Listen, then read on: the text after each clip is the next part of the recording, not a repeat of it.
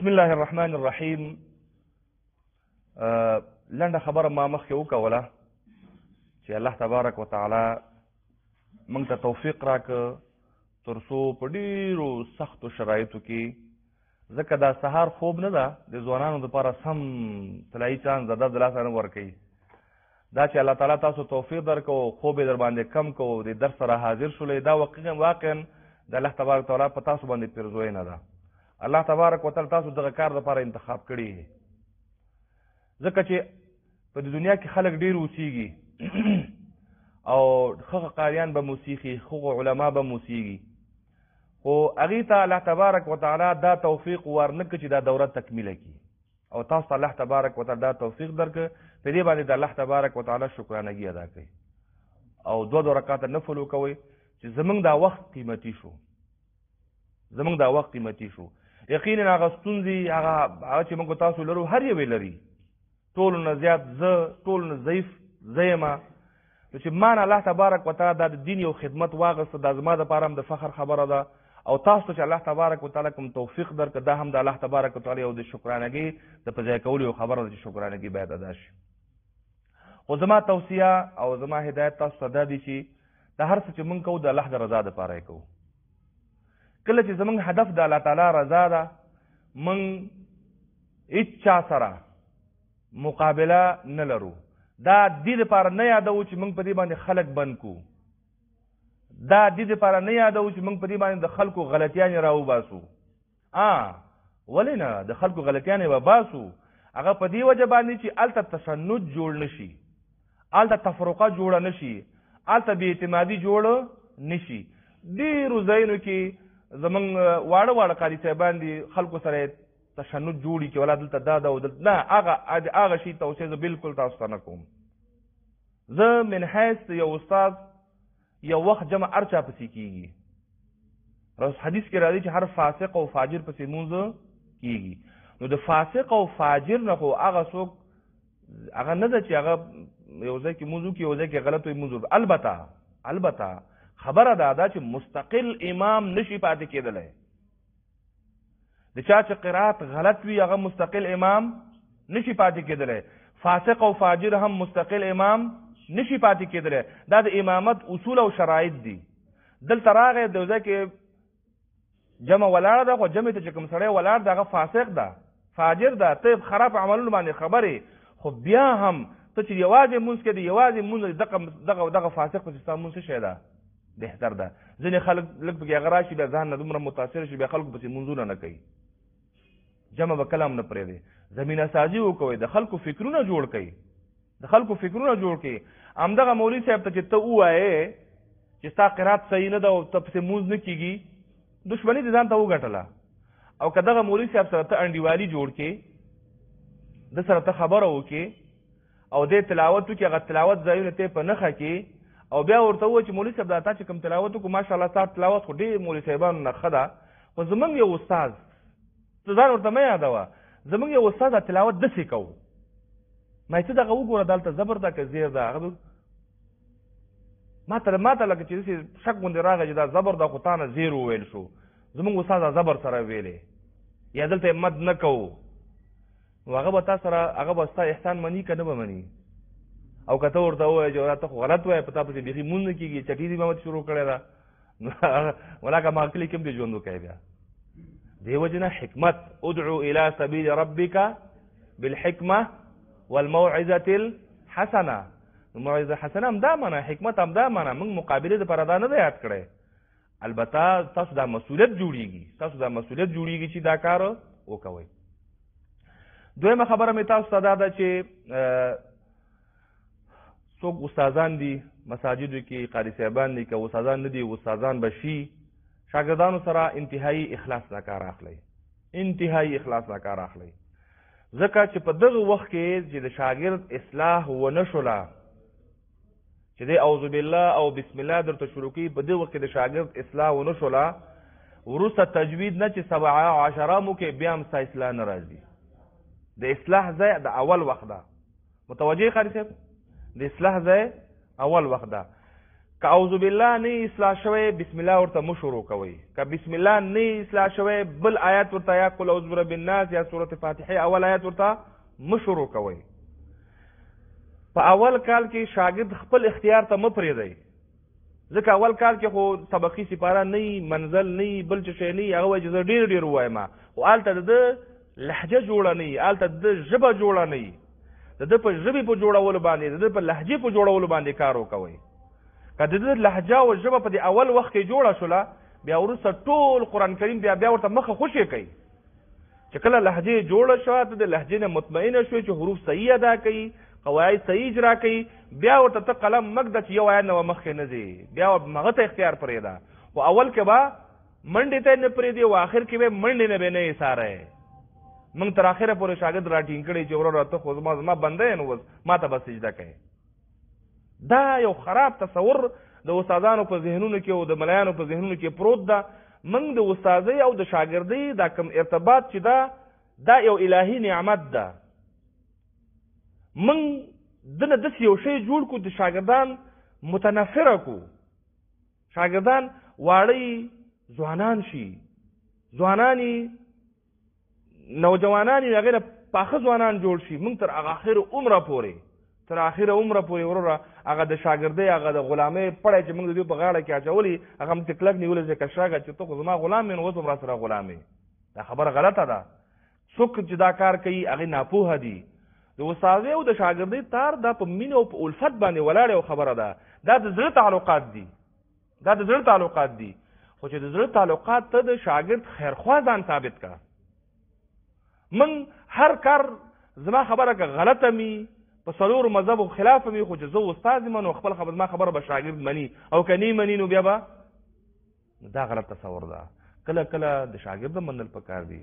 دا شاګردان خو ډېر وخت کې شاګردان د استادانو نه ډېر مخکې ځي نه ځي.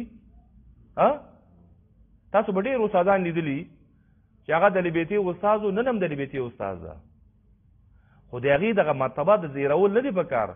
که ته صحیح ده، که ته قاري شوې، تا سبعه وکوله، ته عالم شوې، ته مفتي شوې، مفتي اعظم شوې، خو تا ته الف چا ښودلی دی؟ همدې سړي ښودلی دی. هغې اکرام او مقه شان پکار ده څنګه چې ده ته ښودلی ده. په دې باندې د الله تبارک وتعالی شکریه ادا کول پکار دی. دغه استاد هغه احسان هېرول نه دي پکار. زه ډېر مخکې تللی منه په استاد باندې به اوس چې دی نو مونږ کله کله دغه غلط فهمۍ کې هم راشو. زه کله کله یو مثال بیانوم، دا ماښام کې چې یو شی د ګرځي که نه، شامپرک ورته وایي، چې ورته وایي دغه شامپرک چې ده وایي دا چې کله شپې ویده کېږي که نه، خپې اسمان ته ونیسي. نو چا ته پوښتنه وکړي دا ولې دا کار کوي؟ وایي ځکه ټول خلک ویده دي، د اسمان ما راټینګ کړی ده، او که زه هم ویده شم نو د اسمان په دې خلکو راوغورځېږي.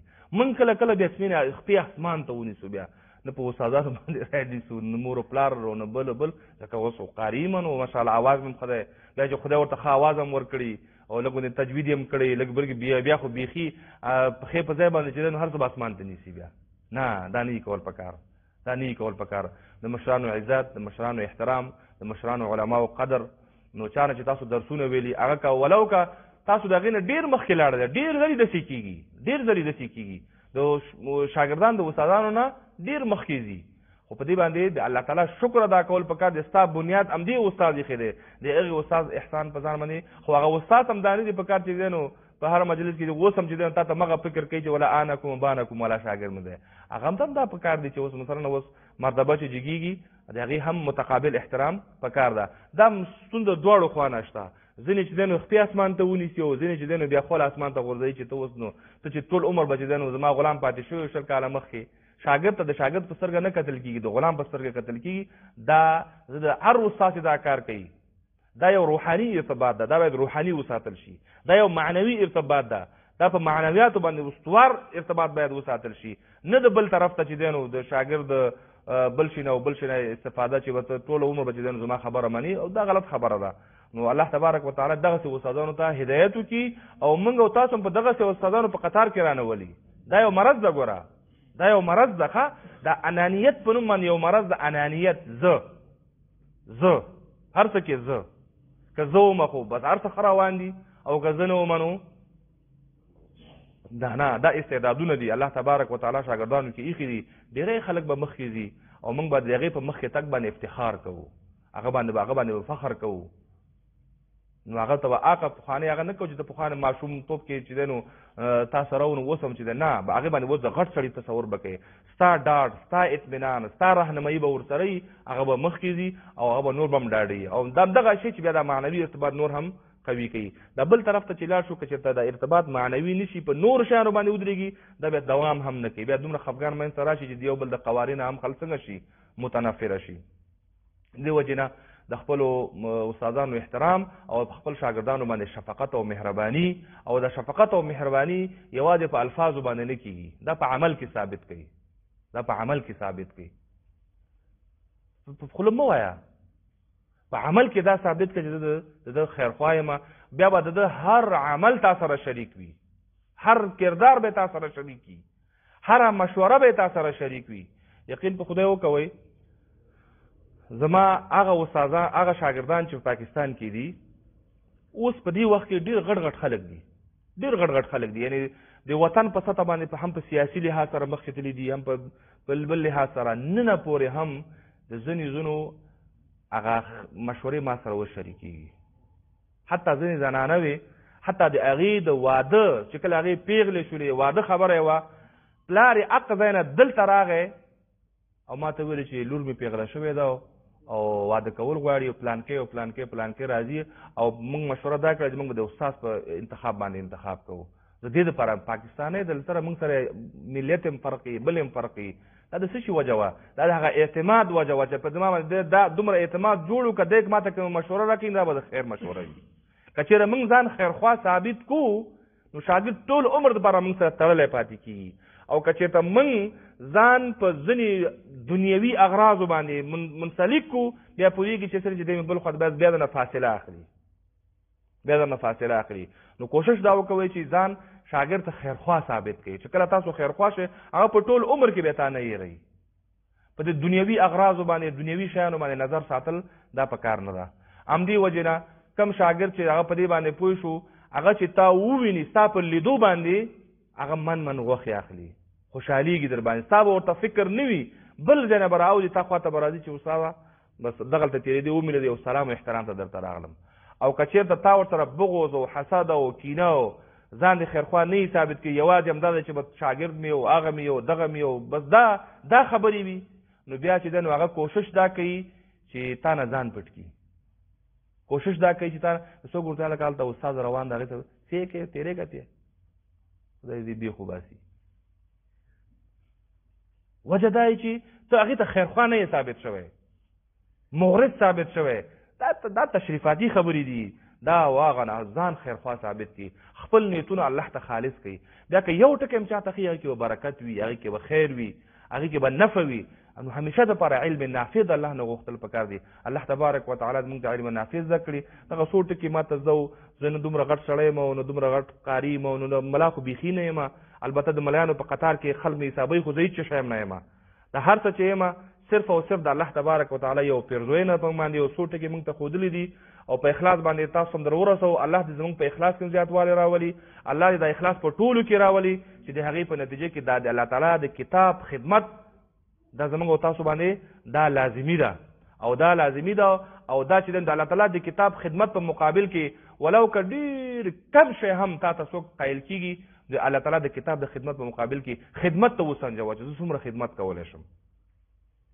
او که خدمت د وس نه پوره نه وي که ډېر نه لوی امتیاز هم تا ته څوک درکړي امتیازاتو پسې مه ځئ بلکې خدمت پسې لاړ شئ انشاءالله د دغې خدمت په نتیجه کې به الله تبارک وتعالی تاسو ډېر څه درکړي دا د تجربې نه ثابته خبره ده چې الله تبارک وتعالی چې ځان وقف کړي بیا الله تبارک وتعالی تا ته د رزق بندې دروازې درته خلاصوي موږ انسانانو د رزق ته به موږ ضرورت لرو خو ومن یتق الله یجعل له مخرجا الله تعالی په قرآن کې فرمایي چې الله نه وویرېږه تقوا اختیاره کا کله چې تقوا اختیاره کا د الله بندګي دې اختیاره کړه یجعل له مخرجا الله تبارک وتعالی به ستا د مشکلاتونه د بیرون رفت دپاره به الله تبارک وتعالی لاره خلاصه کړي ویرزقه من حیث لا یحتسب او د هغه ځایونو به تا ته رزق درکول کېږي چې ستا په وهم او ګمان کې به هم نه تېرېږي ته به یې له سره تصور هم نه کوې والله تبارک وتعالی به تا دپاره د رزق بندوبست